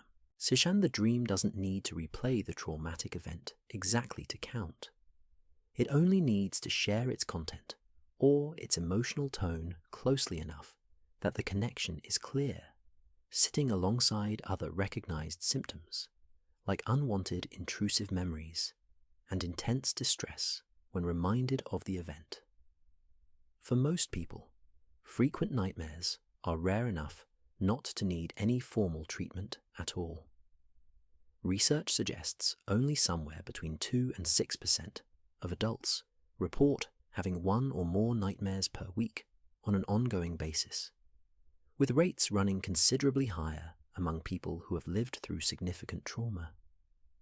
For that smaller group, though, the impact on daily life can be substantial, since dreading sleep itself, out of fear of what might show up once you close your eyes, tends to make the underlying sleep problems worse rather than better. When nightmares like this become frequent enough to seriously disrupt sleep and daily functioning, whether they're connected to identifiable trauma or not, there is a specific, well-tested treatment available, and it doesn't involve medication at all. It's called imagery rehearsal therapy, and its roots trace back to imaginal exposure techniques explored by psychiatrist Isaac Marks in the 1970s for treating anxiety more broadly. It wasn't until the 1990s that psychologist Barry Krakoff refined and popularized the approach specifically for chronic nightmares, with an influential clinical paper co-written alongside Antonio Zadra, the same researcher whose work on recurring dreams has run through much of this journey. The approach itself is straightforward enough to describe in 3 steps, even though learning to apply it well usually benefits from guidance from a trained clinician. First, while fully awake, The person writes down the nightmare in as much detail as they can manage, putting words to something that usually only exists as a half-remembered, fragmented feeling. Second, they rewrite it, changing the story, the ending, or any part that feels right, into something less distressing, sometimes only slightly different, sometimes completely transformed into an entirely new scenario. Third, they spend a few minutes most days mentally rehearsing this new version, picturing it clearly, the same way an athlete might mentally rehearse a routine before competition, rather than simply hoping the body remembers what to do. Over several weeks, this rehearsal appears to genuinely influence what happens during actual sleep, not just how the person feels about the nightmare while awake. The results have held up across more controlled research than almost any other nightmare treatment available. Studies have shown meaningful reductions in nightmare frequency, real improvements in overall sleep quality, and measurable easing of broader post-traumatic stress symptoms, including in difficult populations, such as survivors of sexual assault working through chronic trauma-linked nightmares. Researchers studying why it works point to something called mastery. By actively rewriting the ending while awake, a person practices feeling capable and in control of a scenario that used to leave them feeling neither, and that practiced sense of mastery appears to carry over into how the brain eventually handles the same material at night, almost as though the new ending becomes the more available, more familiar version, once REM sleep goes looking for something to work with. This lines up neatly with the neural pathway idea raised earlier in this journey, the notion that frequently used circuits become easier for the brain to default toward. Deliberately rehearsing a new ending over and over while awake may be one of the few ways a person can directly influence which pathway gets reinforced and which one gradually goes quiet. There's something genuinely hopeful buried in this finding. Even the most stubborn recurring dream, the kind that has resisted every attempt at simply waiting it out, isn't necessarily a fixed sentence. It can, in many documented cases, be actively edited, retrained, and gradually replaced, using nothing more than focused attention during the hours you're already awake, with no pills, no special equipment, and no need to wait passively for time alone to do the work. Thankfully, most recurring dreams never require this kind of formal intervention at all, and there's no need to treat every returning dream as a problem waiting to be solved.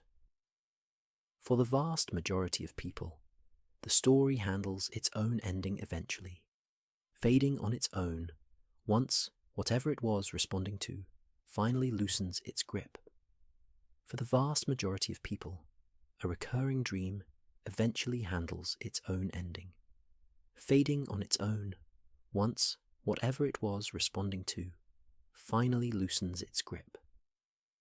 Remember the research from earlier in this journey, the kind that compared people currently having a recurring dream against people who used to have one but no longer did.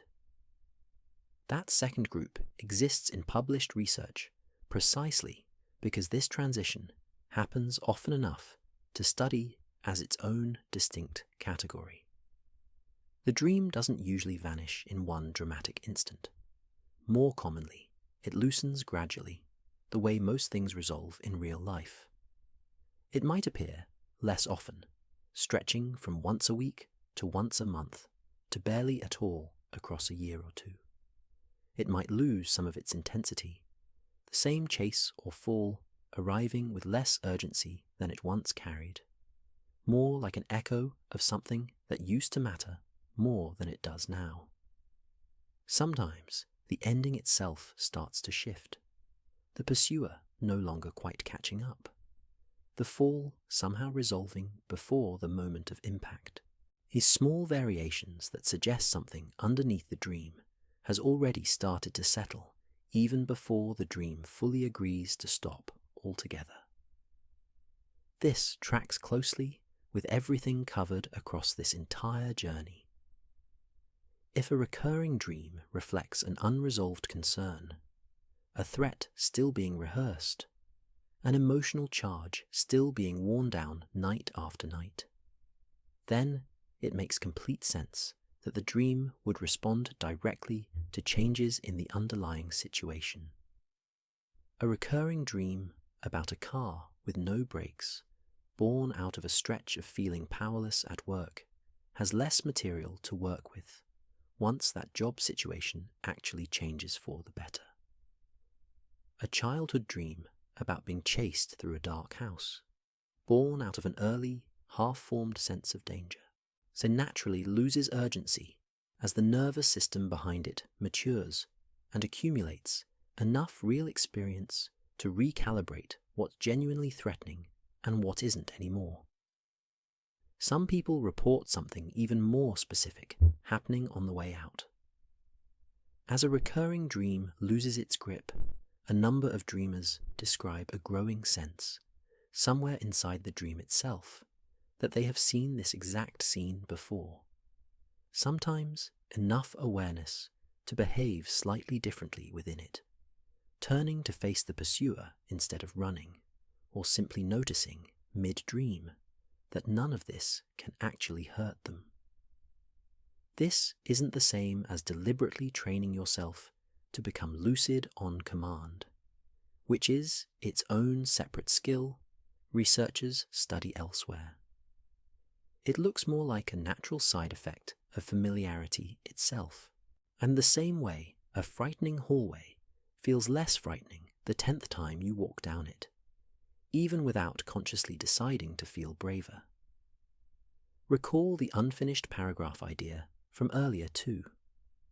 A recurring dream behaves like a sentence the mind keeps rewriting, trying different words, different scenery, different supporting details, until it finally lands on something that captures the underlying feeling completely enough to stop needing revision.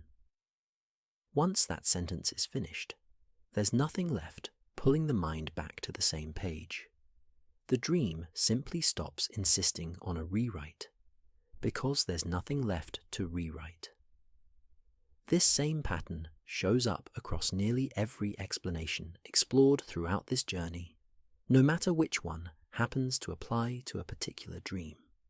A threat that's been sufficiently rehearsed stops needing rehearsal. An emotional charge that's been sufficiently processed during REM sleep stops generating the same chemical urgency. A bodily signal that's been addressed, a dental issue treated, a sleep schedule corrected, stops sending the same raw material upward to be woven into a story. Even a neural pathway that simply isn't activated as often anymore, because the underlying concern driving it has quieted down, naturally becomes less available for the cortex to default toward each night.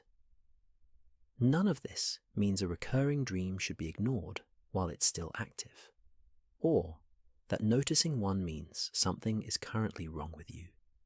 It means the opposite, in a strange way.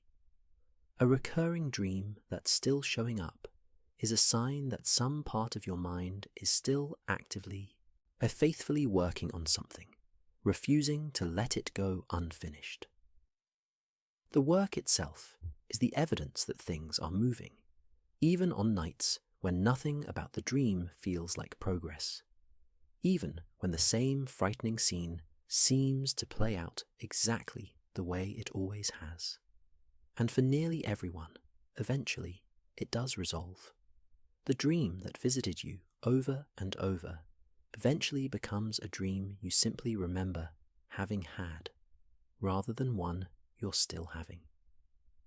Years later, you might mention it to someone in passing, almost surprised it once felt so urgent. The same way an old worry from a difficult chapter of your life can eventually become just a story you tell, with none of the original weight still attached to it. The dream that visited you over and over eventually becomes a dream you simply remember having had, rather than one you're still having, and that, in the end, is the real story. This entire journey has been quietly building toward, one chapter at a time. A recurring dream was never the malfunction it can sometimes feel like in the moment. Across everything explored together here, the same underlying picture kept reappearing from a dozen different angles. Sometimes a returning dream is the brain rehearsing for danger it hasn't faced yet, the way a fire drill prepares a building for an emergency nobody hopes happens. Sometimes it's the brain working through an emotional charge it hasn't finished processing, quietly stripping the sting from a memory while leaving the memory itself intact. Sometimes it reflects nothing more dramatic than a body sending a signal, a clenched jaw, a full bladder, a muscle relaxing too quickly at the edge of sleep, translated into the nearest available story. Sometimes it's tracking an unresolved chapter of your life with more honesty than you'd give yourself credit for in the daylight. And sometimes, according to one entirely different and equally serious school of thought, it's simply a well-practiced brain, defaulting to familiar pathways while making sense of ordinary internal noise. It's worth remembering, too, just how long humans have been paying attention to this. Long before anyone understood REM sleep or noradrenaline, people were already building entire temples around the conviction that a dream might carry something worth knowing. Long before anyone could run a controlled study, two thinkers in Vienna built competing maps of the unconscious mind, almost entirely out of careful listening. And long before any of that theory could be tested, a psychologist with a notebook and a willingness to simply count what was actually there proved that dream content really does hold a consistent, traceable shape across an entire human life, and across the whole of human history. These explanations don't compete so much as they overlap, each one true in certain dreams, for certain people, on certain nights. What ties them all together is something steadier than any single theory. A recurring dream is evidence of a mind still working, returning to something it hasn't finished with yet, the same way you might return to rereading a paragraph until it finally makes sense. From the temples of ancient Greece to a Vienna study where dreams were first written down as wishes, from a Finnish researcher's fire drill to a Montreal lab counting threats across 200 real dreams, from a widower's careful record of every dream about his late wife to a quiet study tracking 28 people's well-being across nearly a decade, every approach covered in this journey arrived, by its own separate road, at roughly the same conclusion. Dreams that return are not noise to be feared. They are a mind doing its most patient, least glamorous work, one ordinary night at a time. And the research followed all the way through to one of the most reassuring conclusions available in this entire field. The same conclusion this whole journey has been quietly circling back to from the very first chapter. Recurring dreams fade. They almost always fade. The underlying concern resolves in its own time, in its own way, and the dream that once returned faithfully, night after night, eventually stops needing to. If a particular dream has found its way back to you more than once, there's nothing here that requires you to do anything about it tonight. You don't need to solve it, interpret it, or chase down its exact meaning before you can rest. You only need to let your body keep doing what it already knows how to do, settling deeper into the mattress, letting your breathing slow, letting your hands and shoulders go heavy, trusting that whatever your mind is quietly working through behind closed eyes is being handled with far more care than it usually gets credit for. If tonight happens to be one of the nights that dream visits again, let it. It isn't here to frighten you. It's here because some part of you is still, patiently, working something out.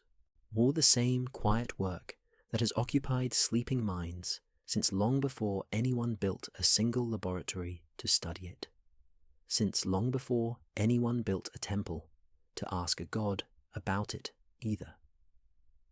The story has always been allowed to take as long as it needs. And if you'd like to keep exploring how the sleeping brain spends its nights, there's always another story like this one waiting, whenever you're ready to settle in and listen. For now, there's nowhere else to be and nothing left to figure out. Just let the rest of the night take care of itself.